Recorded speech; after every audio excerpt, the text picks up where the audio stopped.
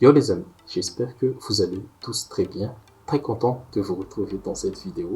Et comme d'habitude, on résume et débriefe un peu cette journée.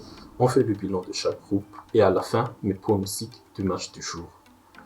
Et oui, le premier match d'aujourd'hui, c'était Japon-Costa Rica. Et les Japonais ne peuvent s'en prendre quand même sur cette défaite parce qu'ils avaient la possibilité de se qualifier dès aujourd'hui, surtout face à ce Costa Rica très prenable. Mais le foot, c'est pas rationnel, il faut gagner les matchs.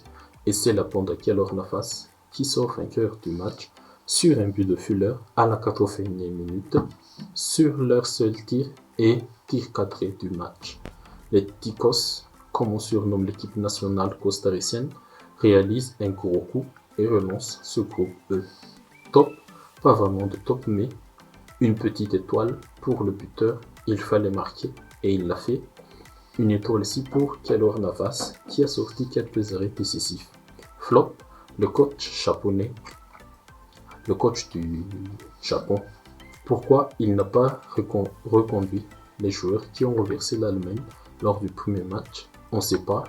Maintenant, il faudra batailler très dur face à l'ogre espagnol pour se qualifier au prochain tour, alors que là, face à ce Costa Rica, une victoire et les huitièmes de finale, les tickets pour les huitièmes de finale étaient obtenus. Dommage pour les Japonais. Deuxième match, Belgique vs Maroc. Et c'est le match de la journée. Les Lions de l'Atlas, donc les Diables Rouges, plus mordants et plus conquérants en deuxième période. Les Marocains a mérité sa victoire sur le score de 2-0. Les Belges, comme les Japonais, ne peuvent s'en prendre qu'eux-mêmes aussi et se mettent toutes seules en difficulté pour se qualifier, alors qu'en première période, ils avaient la maîtrise, contrairement face au Canada. Mais juste avant la pause, un coup franc direct de Ziyech surprend tout le monde pour ouvrir le score, mais le but est refusé pour hors-jeu de Saïs. De retour des vestiaires, les Marocains montent crescendo et punissent ses adversaires sur un coup franc direct encore, presque la copie conforme du sel en première mi-temps. Mais cette fois-ci, c'est Abdelhamid Sabiri qui trompe Thibaut Courtois. Et en toute fin de match, Zakaria Aboukal scelle la victoire marocaine après un beau travail de Ziyech. Bravo les Lions pour cette belle victoire et aussi pour la victoire des nations africaines. Mais top, Abdelhamid Sabiri, Hakim Ziyech et le gardien numéro 2 marocain Mounir El Kaouchi. Et une petite étoile pour Eden Hazard quand même. Mais flop, De Bruyne, pas assez tranchant. Il n'est pas encore rentré totalement dans son mondial pour le moment. Batshuayi, invisible. Une seule occasion et après ça, rien.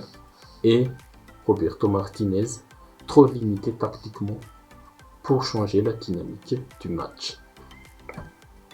Troisième match, c'est Croatie-Canada.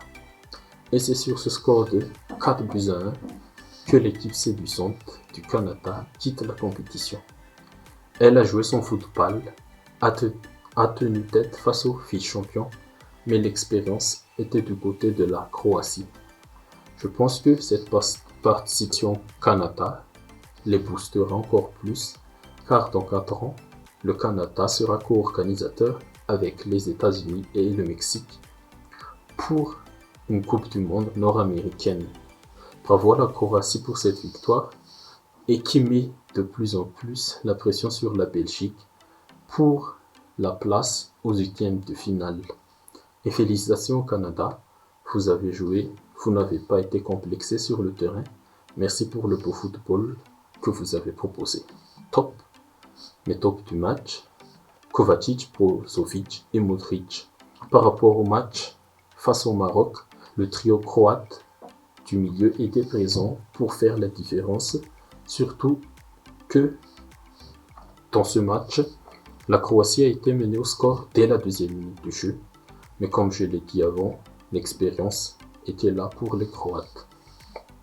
Perisic et Kramaric aussi ont été retrouvés pendant ce match. Kramaric avec 2 buts. Et je mets une petite étoile sur le gardien du Canada quand même, Milan Borjan. Il a fait quelques arrêts aussi pour contenir le score. Les flops, les milieux, Hutchinson et Eustáquio, ils étaient dépassés par les fans croates. Ils ont tenu que 20 minutes sur ce match. Et le dernier match de la soirée, Espagne-Allemagne. Ce fut un match plaisant à regarder, avec l'Espagne qui continue son football très collectif, sans jeu de position et de possession. L'Allemagne a essayé de contrer en première période, mais les Espagnols ont maîtrisé leur sujet du soir. Le seul arme qui a fonctionné pour les Allemands, c'était les coups de pied arrêtés, mais les coups de pied arrêtés avec un but de Rudiger juste avant la pause, mais refusé pour hors-jeu. Et le match s'est décanté en deuxième période avec la rentrée de Morata à la 53e minute. 9 minutes après, il ouvre la marque sur une belle passe de Jordi Alba. Et à partir de ce moment, et oui, l'Aurora est passé en mode gestion, a continué son jeu, mais sans compter sur les entrants allemands. L'attaquant du Werder, Füllkrug, égalise 7 minutes avant la fin du match. Et sur l'action du but, Sané et Musiala ont été aussi décisifs.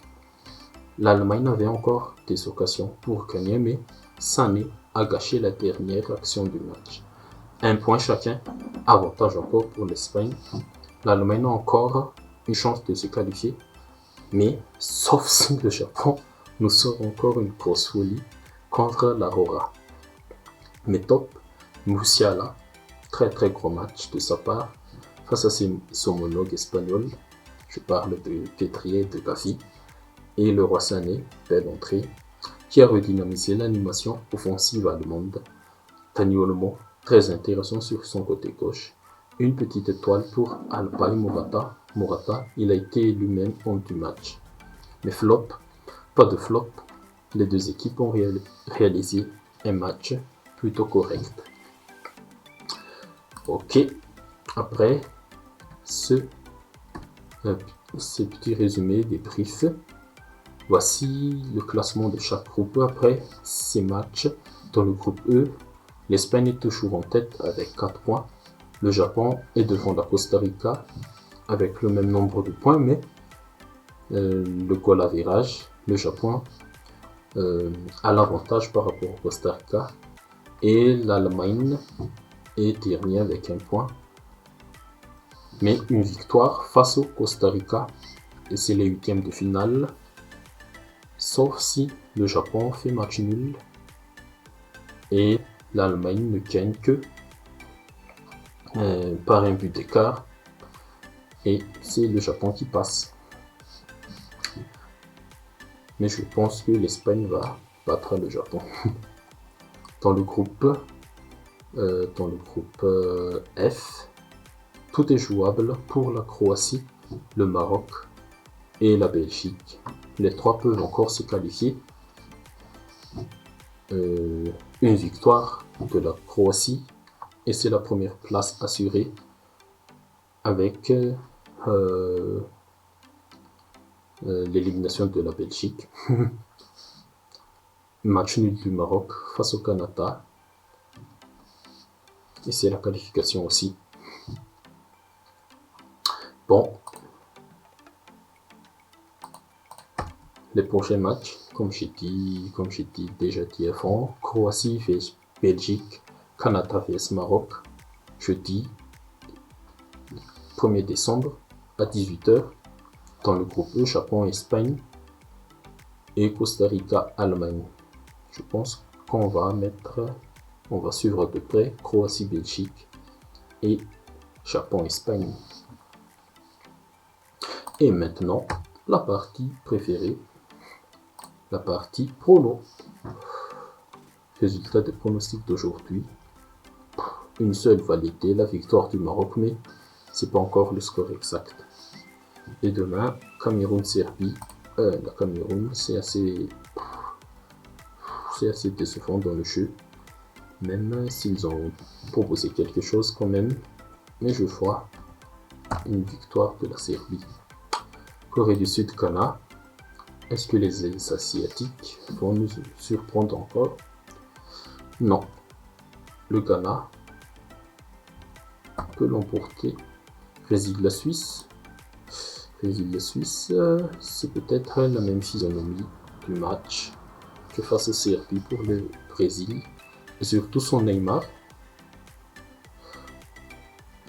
Son Neymar, un match nul, ce sera très cool. Portugal, Uruguay, je vois une victoire de Portugal. Et merci encore les amis d'avoir regardé cette vidéo jusqu'à la fin. N'oubliez pas de liker, de commenter, de partager si ça vous a plu, et surtout de vous abonner pour ne rien rater de cette Coupe du Monde. Allez, ciao, prenez soin tous de vous. Merci.